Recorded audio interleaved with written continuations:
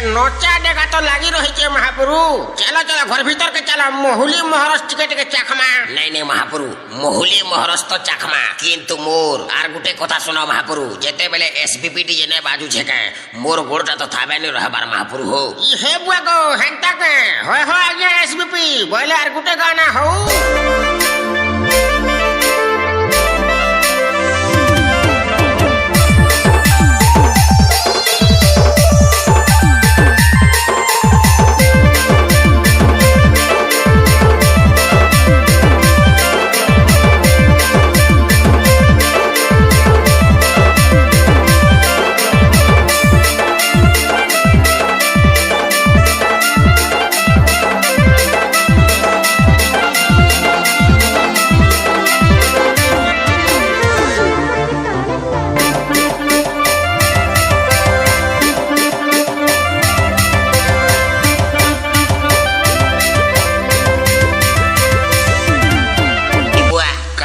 संदी तुम्हें भी देखो तो एक बारी रसो रसो कालू छजी एकदम मुंह के उतरे दे छ बुतरी जीवार बेलनी आर काना कहमी संदी तमके मोर दुखर कथा तमर संदन के सोर करी करी महापुर घुरी जाऊ छे मथा काना के गुलगुला है सो संदी ए बाबू उदे बोजा तेरे वा नचा डेगाटा पदी माइंड के फेरे सेवा